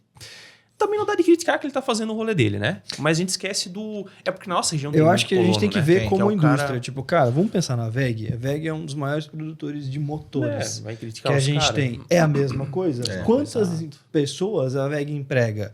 Quanto tem participação no lucro? Quanta riqueza ela deposita aqui na região? Quanta riqueza ela gera para o país? Sabe? Independente, porque também é um desafio grande você ter muito. Não é simples de administrar isso. E vamos lá, né, pessoal? O pessoal que tem essa quantidade de terras ou que tem uma empresa como essa e sendo uma pessoa muitas vezes jovem, ela herdou de herança. Sim. Então, existe um trabalho de gerações anteriores. É a mesma coisa que a gente falar hoje Vamos dar um exemplo, né? A gente falou do Luciano Hang. Luciano Hang ia deixar um herdeiro. Ele vai entrar, né? Olha a quantidade, a estrutura que existe já montada. E no agro é muito comum isso. Nós temos... Eu posso falar besteira aqui, 4, 5 gerações na mesma terra produzindo. E enquanto existem famílias saindo por uma questão, meu filho não vai continuar na lavoura, isso é uma questão muito latente dentro do agro, que faz sentido a gente desenvolver novas tecnologias para facilitar a mão de obra. Vocês veem isso acontecendo bastante? Sim. Assim, eu tô 12 anos nesse mercado, né? Eu peguei o ápice do pessoal sair da roça, vamos dizer assim. Foi nesse mais ou menos nesse período? Eu peguei o ápice onde você falava com qualquer jovem que estava na lavoura e ele queria ir para a cidade. Eu quero ser qualquer coisa, mas não quero ser agricultor. Hoje eu já tô vendo o reverso. Contrário, né? Tá voltando. Hoje tu vê a criança que tá no meio, já ele nasce, ele tá ali com 4, 5 anos, já tá de botina. Não, tem orgulho, ele né? já tá traiado, vamos dizer, né? Nossa. Botina, fivela, chapéu. Só falta o canivete. Canivete na cinta, é isso aí. E eu vou pra lavoura, eu quero subir na máquina, eu quero colher, eu quero plantar. E eu te pergunto, qual criança que é mais saudável? Essa daí ou a que tá no apartamento 24 celular, horas tempo comendo iFood no celular, Jesus. bicho? Você tá entendendo? Eu acompanho isso até, cara, pessoalmente, né? Por exemplo, meu avô ele tá com 94 anos. Ele até ali os 30, tinha fazenda. Ele conversa assim, a gente plantava isso, tinha gado, tal. Ele vendeu lá as terras dele e ele veio para trabalhar no centro de Jaraguá como frentista de posto. Eu penso, cacete, cara. Tanta gente querendo pra fazenda pra se livrar disso. Mas tem é que agora tem a história, meu pai atrás, tem, né? Minhas tias têm terras no Rio Grande, são produtores também e vivem muito bem hoje em dia, né? Mas meu eles pai manteram, herdou o mesmo continuaram? tanto de terra delas, mas ele trocou por um caminhão. Bah! Aí o caminhão depois trocou por uma zona. A zona faliu e ficou sem nada. Mas ele aproveitou o estoque ali. Eu fico só pensando, cara, aquelas terras. E ele pensando, nossa, aquela foi um bom negócio. Mas pra tu ver como era o pensamento da época. Não, tem que se livrar disso aqui. Hoje não, cara. É o contrário. É uma coisa também... a gente até comentou que tu tocou no assunto de novo, né? O pessoal do agro, eu tenho amigos que plantam soja, enfim, a gente tá no meio. Aí tu olha... Daí tu vê o cara na rua. Sei lá, viu o cara na rua. Mano, aquele cara tá andando de Dodge Ram, tá andando de caminhonete, o cara tem uma casona. Mas isso aí não pode, cara. Porque o agro, olha aí, os caras reclamando que não tem recurso. E os caras tão cheios da grana. Daí tu vai ver, o cara tem a caminhonete, mas ele tá com a caminhonete o dia inteiro no meio da lavoura. Acorda às 5 da manhã. Aí no domingo, onde você tá aí na tua casa, lá almoçando com a família, o bicho tá batendo lavoura. Porque eles não têm hora. Eles não têm feriado, eles não têm Natal. É verdade. É clima, cara. Deu clima, tem que colher, tem que colher. Tem que geralmente plantar, quem tem que reclama plantar. é quem não produz nada. É isso aí. Sim. Aí parece que é inveja. Tipo, não, se tu produz, tu não pode. E se a gente pensar no que aconteceu com o Rio Grande do Sul e a gente for falar sobre janelas produtivas, né? Tá ficando cada vez mais escasso esses períodos aqui é o período certo de plantio, aqui é o período certo de colheita. Nós percebemos no ano passado o desespero dos produtores de soja porque não chovia. Ou não parava de chover aqui no interior de Santa Catarina. Tiveram produtores que perderam as lavouras inteiras durante a chuva. Estava pronto para colher. Não conseguiram colher. Caraca, bicho. Então, a necessidade de você ter uma infraestrutura, uma cadeia de fabricantes pensando em eficiência, em tecnologia para o agro, é porque não é uma necessidade egocêntrica do produtor de ter o melhor, ter aquilo que, nossa, é top de linha. É justamente porque está mudando, né? E o que se fazia 30, 40 anos atrás, hoje não se faz mais. Por quê? Mudou a forma de manejo, mudou a forma de cultivo, mudou a tecnologia da semente, né? Então, a semente, ela passa por mudanças. Agora nós temos semente para plantar até durante o inverno. A semente era diferente? Já, eles fazem modificações genéticas. Tem uma determinada praga aqui que agora com essa modificação genética não pega mais, mas entra outra. Mas para essa aplicação dessa nova praga, precisa de um outro tipo de aplicação, de um outro herbicida, de um outro inseticida, enfim. E aí, o que a gente faz? Eu tenho que ter uma tecnologia diferente, eu tenho que ter um manejo diferente. Eu digo que acho que se o agro não evoluísse nessa velocidade, a população que a gente tem hoje no planeta Terra, que não tinha nem comparação com o que era 100 anos atrás, não tinha capacidade, não alimentaria. Não tinha como. A gente... De novo, vamos tocar no assunto polêmico, né? Estamos aí pra isso, né, cara? A gente se vê na delegacia orgânico. depois. Alimento orgânico. Todo mundo... porque tem que consumir alimento orgânico. Se todo mundo... Não vou nem dizer no Brasil, no mundo. Só vou dizer no Brasil. Se todo mundo no Brasil resolver comer alimento orgânico, só vamos comer orgânico. Todo mundo morre de fome. Não tem produzir. Não tem espaço. Então vamos todo mundo... Vamos pegar o grande produtor e produzir organicamente. Cara, não tem como. Sabe que eu vejo o orgânico como um privilégio. Cara. Claro. Se você tem ovos, tem o privilégio de pegar um ovo orgânico, não é sempre, cara. Porque não tem como. E daí, assim, não é sustentável para as gerações. Eu vi já sobre isso. E daí o que acontece? Vamos produzir tudo orgânico. Legal. Quanto é que tá o quilo do arroz hoje no mercado? Sei lá. Eu também não vou lembrar agora. Aí, cara, mas vamos lá. Chuta R$15. R$5 um pacote de quilo, sei lá. R$5. Se for orgânico, ele vai custar 20. Quem é que vai ter o privilégio de comprar isso? Mas é que também teve muito marketing negativo em cima do fertilizante ali, né, cara? Que é um ativo que precisa ter. Tem que ter. Ou já teve algum episódio de que estavam exagerando nesse fertilizante e estavam envenenando o povo? Você já percebeu que mudou? Não, né? Se parou de falar agrotóxico? Sim, isso mudou, Isso foi um movimento do mercado do agro. Essa questão do agrotóxico. Nós chamamos de defensivo, né? Porque é um remédio. Assim como nós tomamos remédio, para a planta também é um remédio. Sim. Então, como é que eu vou... um tempo atrás eu vi um influencer falando assim, meu amigo, você vai pegar 10 milhões de sementes, você vai botar na terra e vai rezar para chover e para não dar praga? Não tem como, cara. Não tem. É dinheiro. Você tem que proteger a tua plantação de alguma forma. E não é prejudicial, se não vir, der errado, a população passa fome, cara. É isso. Entendeu? É isso aí que o pessoal não entende. Acabou. A produtividade sem esses produtos, ela não acontece. E o produtor, ele é o único empresário que não pode dar prejuízo. E mesmo dando prejuízo, ele é obrigado a produzir. Porque se ele não produzir, depois é caracterizado como terra improdutiva. Aí pode invadir, doar pro... Daí aparece o nosso... Então, assim, hoje... Se ter lá é deles. Hoje, se você disser assim... não, Jonathan, eu não quero mais, tá dando prejuízo aqui, eu vou embora. Beleza, tá tudo certo, fecha a empresa, vamos embora. O produtor, a partir do momento que ele tá dando prejuízo, ele não pode parar de plantar. Ele não pode parar de colher. Ele perde as terras dele? Chega a perder não perde, né? Mas vira improdutiva. Fica improdutivo. Ele tem todo Tem que produzir outra coisa. Tem que botar outra coisa em cima. Ele vai ter que fazer alguma coisa. Enfim, sei lá. Bota o gado, vou trabalhar... Muitos dentro da linha do agro estão começando a investir na parte de construção civil, né? Estão colocando aí galpões, acertando questão de centros logísticos. Então o pessoal está diversificando justamente porque tá difícil. Precisa diversificar. Cara, vou tocar no assunto, não sei se vocês estão por dentro, mas eu recebi... Esse dia tinha um prospect nosso aí que ele estava montando um negócio para trabalhar com crédito de carbono. Isso vocês acham que faz sentido? Porque eu vi muito comentário negativo também, tá? Do pessoal deixando, às vezes, de produzir ali, de ter algo que é sustentável para, teoricamente, ganhar um crédito de carbono, mas parece que esse crédito também nunca chega. Ele chama de civilcultura. É o que basicamente é ter algo ali que não prejudica o meio ambiente? Reflorestamento, normalmente. Reflorestamento. Aí tu pode vender esses créditos, daí a tua propriedade tem esses créditos de carbono e eu vou vender para tua empresa que, teoricamente, precisa despoluir minha empresa é uma empresa poluente.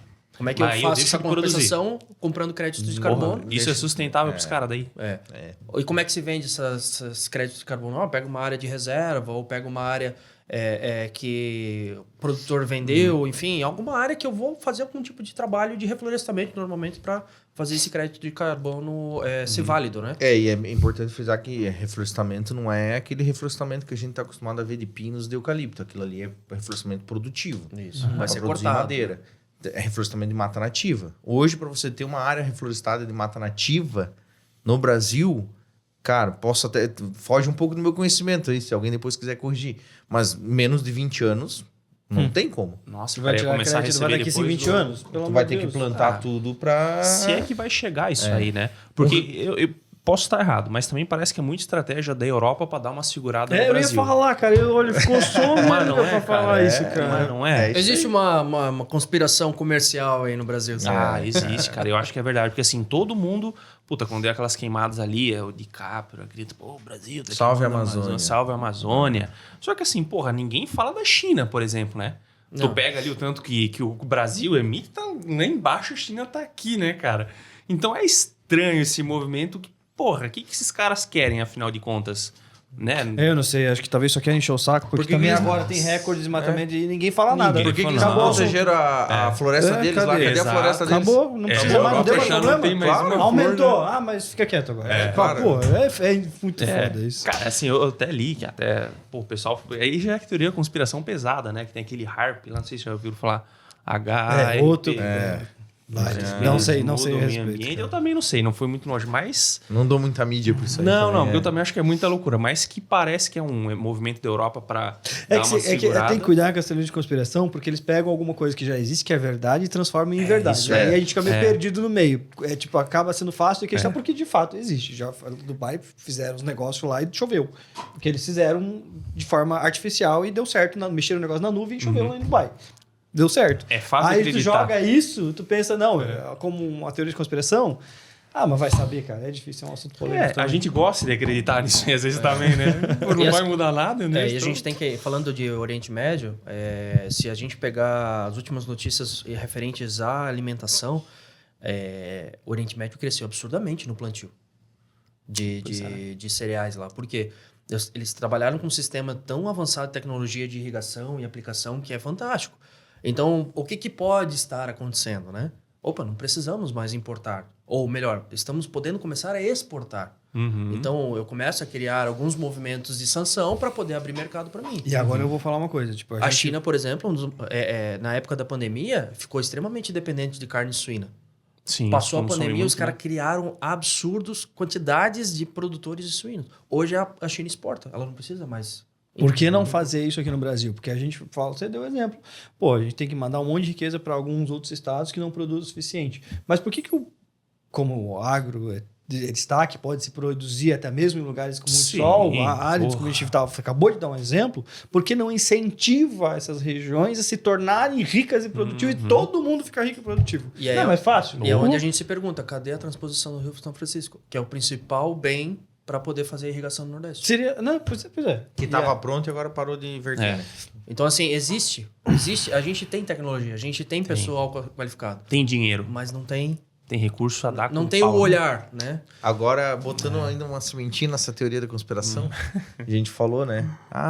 Oriente Médio e tal.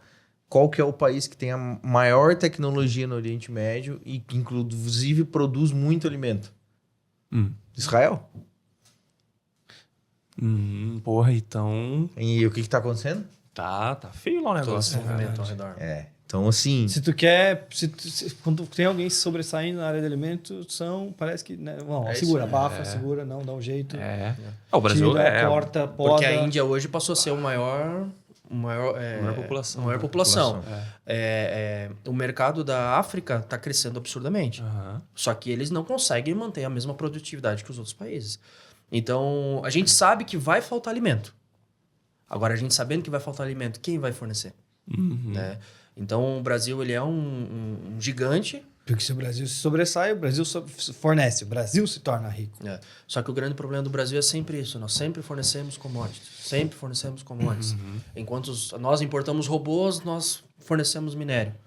Então, Sendo que às vezes o minério poderia ser valiosíssimo, mas daí vende a preço de banana. Então, assim, eu acho que tem duas esferas aqui, né? O Brasil como o grande jardim do mundo, né? Tanto na parte de captação de carbono quanto produção agrícola. Mas aqui tem muita tecnologia para a gente desenvolver. E nós temos pessoas qualificadas. Temos muitos pesquisadores dentro e fora do Brasil fazendo história, cara. Tem. Pior que tem. Isso que às vezes até dá né, cara? A gente vê, às vezes, tanto empresário que tu vê que os caras são muito fora da curva, às vezes até aluno, às vezes lá no interior do Nordeste, vai lá, ganha Olimpíada de Matemática. Porra, o problema do Brasil não é mão de obra, às vezes é cultura. Tu vai contratar alguém hoje. Pô, tinha 2 entrevistas de emprego ontem e hoje. As 2 desmarcaram. E eu que ainda tive que chamar o cara, ó, tá confirmado? Não vou poder ir. Mas, porra, mas que caralho. O cara, eu vou ser funcionário dele daqui a pouco, Cara, bicho. Eu tenho que ir atrás do cara se ele quer trabalhar. Tu tocou num assunto agora assim, que é um problema generalizado Vou e buscar óbvio em casa. no agro não é diferente, né? A mão de obra. Imagina. A mecanização no agro evolui muito em velocidades muito boas, justamente por causa disso. Hoje, tu chegar para qualquer produtor, pode ser o pequeno, como pode ser o grande, que ele vai dizer, cara, falta mão de obra. Falta, né? Falta mão de obra. Então, assim, vou dar o exemplo do café, que é onde a gente está inserido. Antigamente, o café era plantado uma transposição para aproveitar melhor o solo. Hoje, ele é plantado para a colheitadeira passar. Por quê? Porque tem que usar a colheitadeira, porque senão você tem que ter uma pessoa lá, imagine cada pé de café, tirando o café, botando num saco. Então, assim, hoje, a falta de mão de obra, ela movimenta proporcionalmente o desenvolvimento dos implementos. Nós mesmos estamos desenvolvendo lá algumas tecnologias novas, algumas máquinas novas, pensando em não eliminar, mas ajudar que com uma mão de obra menor eu consiga produzir mais. E isso tá ali, ó, tu deu exemplo, nós temos lá dentro da indústria o nosso exemplo de falta de mão de obra.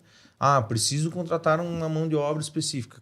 Não tem, né? E às vezes o currículo até é bom, mas às vezes a personalidade da pessoa, a cultura, eu acho que tá pegando muito nessa questão. E no agro não é diferente. Tem até uma história, não vou citar o nome, mas é de uma vinícola que eles estavam fazendo o vinho do gelo, Ice Wine, né? E, cara, é extremamente difícil fabricar isso aqui no Brasil. Deu em raros casos. E um dia específico ia dar. Então, tinha lá o agrônomo que ele precisava ligar para o pessoal do carro frigorífico vir colher, porque tinha que ser aquele dia, aquela hora de madrugada. E o cara não dormiu. Ele acordou de manhã, já tinha sol, já tinha derretido, perderam toda a plantação. Era um serviço só que o cara tinha, bicho. O cara só tinha que ir lá. Só tinha. Não, ele já podia tava dormir lá. no caminhão. Ele podia dormir, o cara dormiu, acordou e já não fabricava mais. Então, até...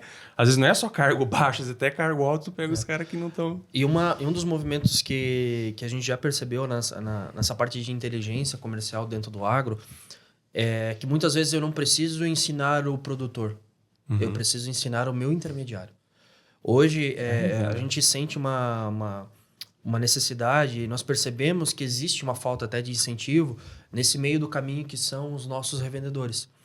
Então, como a oferta de implementos, fabricantes é muito grande, só dentro da área da pulverização, cara, a gente pode abrir aqui uma lista e falar de tantas marcas diferentes e muitas delas não estão focadas em melhorar o seu atendimento, ser realmente... Elas estão ali porque abriu uma brecha, vou fazer meu próprio negócio aqui, vou abrir uma empresa, enfim.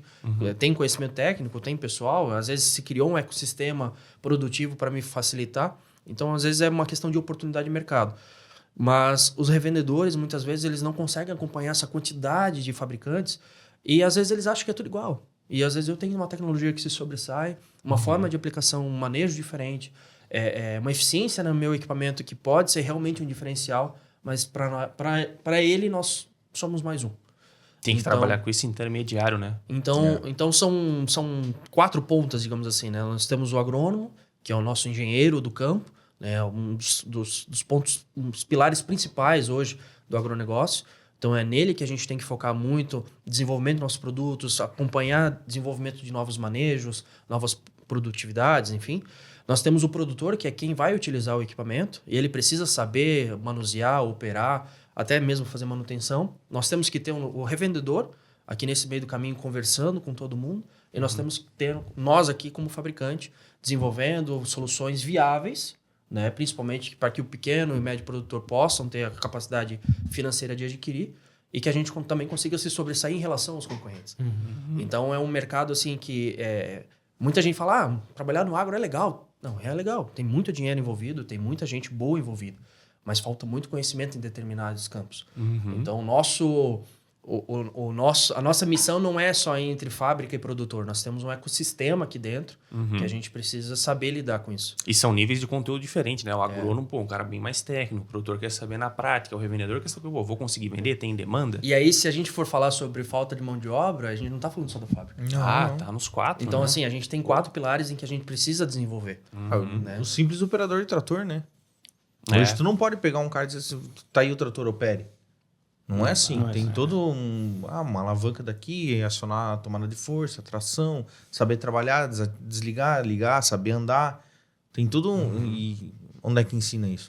A Por internet acho que prejudicou muito, né? O jovem hoje em dia acho que a vida é tudo. É influencer. É influencer, é blogueiro. Aí você pensa assim, você comprou um carro de 400 mil reais Uhum. e você botou na mão do teu motorista. Cara, a pessoa tem que ser uma pessoa de confiança. São 400 mil reais investindo. Exatamente. Tem que... Hoje, você tem uma fazenda com 70, 80 tratores de 400 mil reais. Nossa. Cara, Trabalhando. tem que ser... Entendeu? Então, assim, ó, é uma visão de negócio que, se não partir de dentro da fazenda, ela não consegue disseminar isso para quem trabalha para ela. Uhum. Então, hoje, um produtor de café, para ele fazer 10, 20 milhões em produtividade, não é difícil. No preço que está hoje, saca? Uhum. Ele precisa saber fazer essa gestão. E saber fazer a gestão não só com sistemas, com parceiros, mas também na parte ali de operacional. Uhum. Né? Que nem o Marcelo comentou ali do tratorista, né? Cara, às vezes você tem várias marcas de tratores diferentes, cada um opera de uma forma, cada um é especialista. Você tem fornecedores que são especialistas em pulverização, outros só em colheitadeira, outros só em plantio. Então, eles já começam a segmentar dentro da fazenda várias funções diferentes. Uhum. Então, é um ecossistema muito legal, muito complexo, e a gente está tentando fazer aí alguma coisa diferente, né? Nós estamos fazendo diferente, na verdade, mas é um caminho longo, digamos assim. Sim, tem que conscientizar vários níveis ali. E às vezes não é o mais óbvio, né? Às vezes pensa, vou falar com o produtor. Só que, pô, se tu não tem o revendedor para vender, tu já não consegue viabilizar. Não adianta também tu convencer o revendedor se não tem o produtor. E se os dois não estão em conformidade com o agrônomo, tu também não vende. O agrônomo também não vai dizer, não, a tua máquina realmente funciona. Tem que estar ali em todos esses níveis de consciência, assim, na verdade, né? Então, cara, mais um desafio que a gente tem no agro. E ele em relação ao café, cara, o café do Brasil é o melhor mesmo? Eu sempre ouço o pessoal falando Eu isso. só tomei o dele. Eu também, né? Mas diz que aqui é o... Não sei se é o melhor, mas com certeza é entre os três melhores. Melhores aí, né? Mas eu tenho quase certeza que é entre os melhores. O café, eu até brinquei com o Diego esses dias, a gente... claro, trabalhando nesse meio, o café ele tem uma pegada também muito tipo cerveja artesanal, sabe? Tem, né? Tem agora os grãos, tem a os torra grãos, dele. a torra, o jeito, enfim, De fazer o ali, cultivar né? de café especial, então assim, e cara, dá uma diferença, cara, então a gente vai, absurdo, assim. traz café lá de cima, enfim, São Paulo, Minas, Rondônia, Direto Espírito Santo, todo lugar que planta café bom, e é uma diferença Gritante, né? gritante pro Diferente café da de cerveja mercado. artesanal, você pode tomar de manhã, né? É verdade. Não, mas depende, né? Uma vez, Depende também, né? eu vi um comentário no Twitter, eu achei muito engraçado. Assim, uma vez me falaram que eu tinha que tomar um café especial, né? Desses melhores, né? Eu não achei muita diferença. Mas aí acabou. Aquele meu café eu tive que comprar de novo. Aquele que eu sempre comia, tu comprava. Não Mas consigo. que porra é essa? Parece que eu comi uma cueca esse negócio. É isso aí.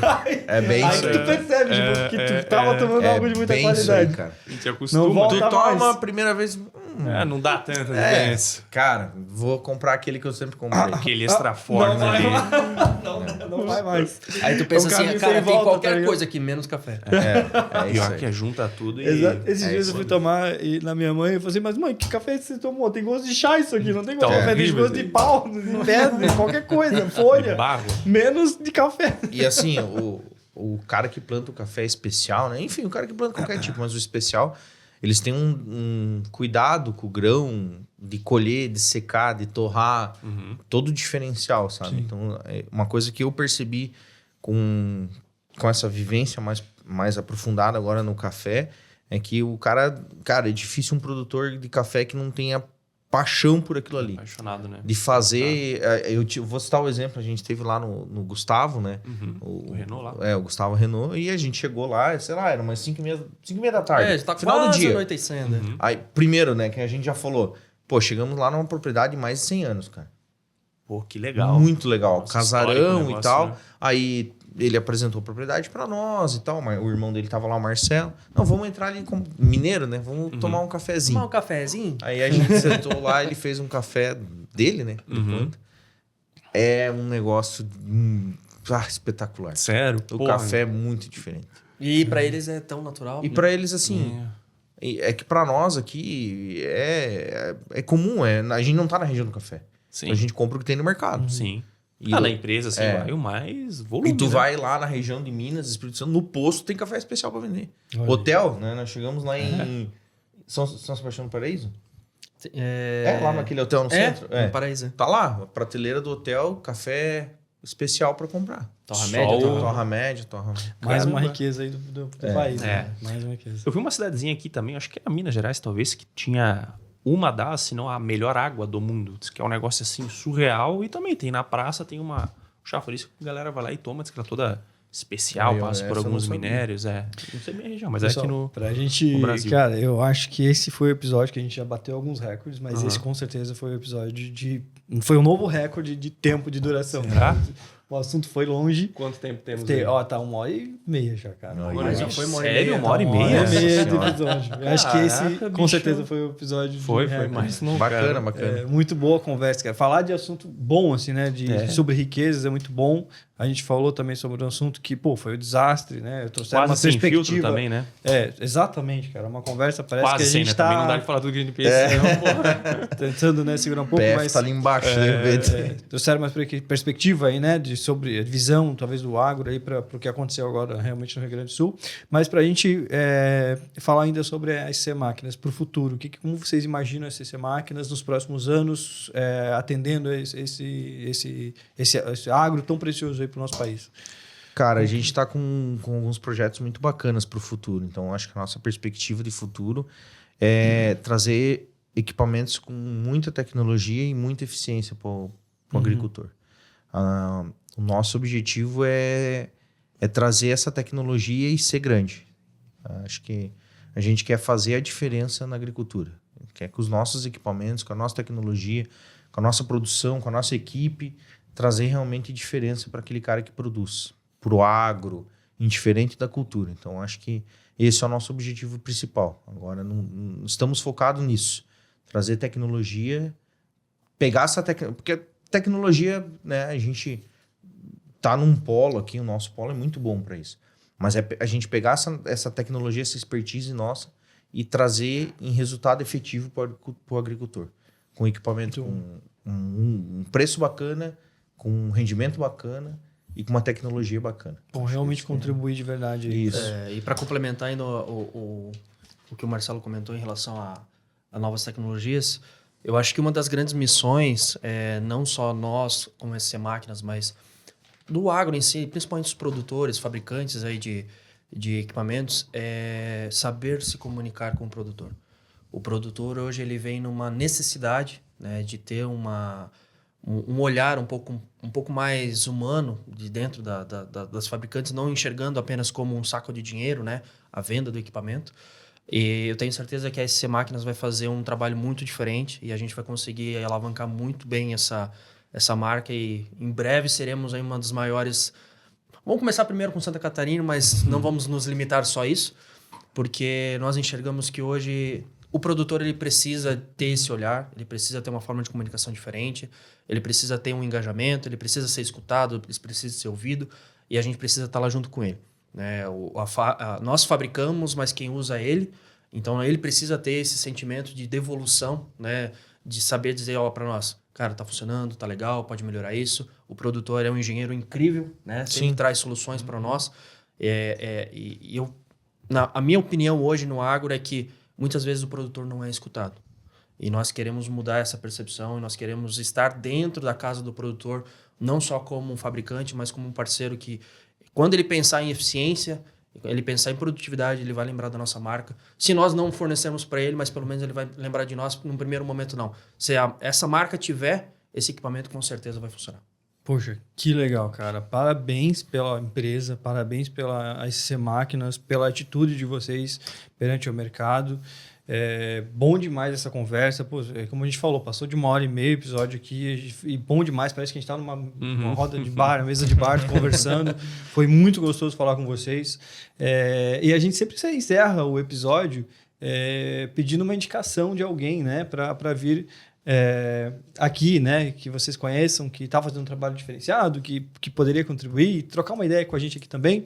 Eu vou vou até fazer algo diferente, talvez até você meio que induzir vocês talvez a falar sobre isso. Você falou da importância de ouvir o produtor. A gente nunca conversou com nenhum produtor do agro, um produtor rural, a gente nunca teve ninguém dessa área. Então, se não um produtor rural, mas alguém que talvez vocês achem que deveria talvez vir aqui conversar com a gente, bater um papo sobre como é que é os desafios do dia a dia, né? Se vocês quiserem indicar para a gente fazer o contato, não precisa falar agora, se quiserem falar depois para a gente fazer o contato. Claro. Ou se vocês já conhecerem, quiserem falar também, como vocês acharem melhor, para contribuir. Como a gente falou, o nosso podcast é sobre tudo, né? Sobre pessoas. E a gente quer realmente ouvir pessoas e tenho certeza que é um grupo de pessoas que a gente realmente nunca teve a oportunidade de conversar, de sentar para conversar. Com certeza vai ser uma conversa muito rica. Eu acho que seria incrível, cara, conseguir trazer um produtor assim diferente da cultura para trazer. Agora de cabeça assim, não me vem nenhum nome, mas acho que a gente poderia conversar e alinhar. A gente pode intermediar isso aí. Que legal, cara. Pô, que bem interessante saber do cara ali, né? Eu acho que é bem bacana mesmo. Acho que é fácil da gente intermediar isso aí. Show. Fantástico. Bom, então na nossa parte, realmente agradecer a presença de vocês, por disponibilizar o tempo de vocês para conversar, bater esse papo com a gente. Enriquecedor. Espero que influencie também muita gente na visão que as pessoas têm sobre o agro, que acho que esse foi um dos pontos fortes do nosso episódio, trazer essa visão positiva sobre realmente a maior riqueza do nosso país. Acho que a gente pode levar dessa forma no final do episódio. Então, agradecer pela presença de vocês. E agradecer também a todos pela audiência. Nosso muito obrigado e até o próximo episódio do nosso Pode Usar. Valeu, pessoal. Show.